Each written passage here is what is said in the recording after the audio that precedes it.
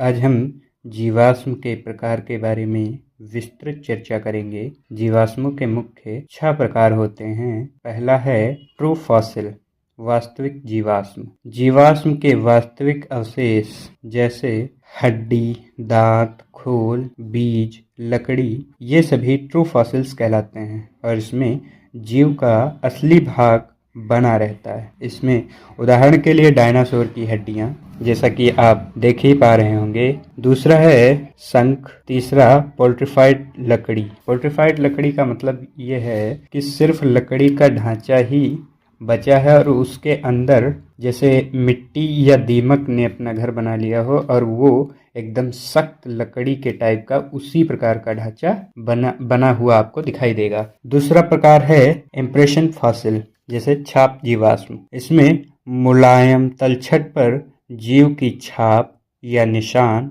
बन जाते हैं। जीव का कोई अवशेष नहीं रहता, केवल उनकी प्रिंट ही रहती है। इसका उदाहरण है जैसे कि लीफ इम्प्रेशन और फिश इम्प्रेशन।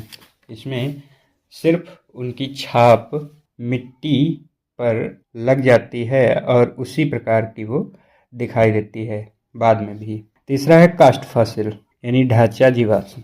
जीवाश्म के विघटन के बाद छेद में खनिज भरकर ठोस ढांचा बन जाता है। यह जीव का 3D मॉडल जैसा होता है, जैसे सेल कास्ट, बोन कास्ट। इसमें हड्डी और जैसे कि उसमें आपको पर बता ही दिया गया है कि खनिज पदार्थ इसमें भरकर ठोस ढांचा बन जाता है। चौथा है ट्रैक फॉसिल, पदचिन्ह जीवाश्म। इसमें क्या होता है कि जीव जैसे चल रहा है या अपनी गतिविधियां कर रहा है और उसमें उसके निशान जमीन पर या पत्थर पर छप जाते हैं। जीव का शरीर वहाँ नहीं होता, केवल उसके कार्य के प्रमाण वहाँ पे दिखाई देते हैं, जैसे फुटप्रिंट हो गया, बरू या कॉप्रोलाइट यानी मल जीवाश्म यानी जीवों का मल। पांचवा है मोल्ड फॉसिल, फूंद जीवाश्म यानी उसका सांचा बन जाना। जीव के दबने पर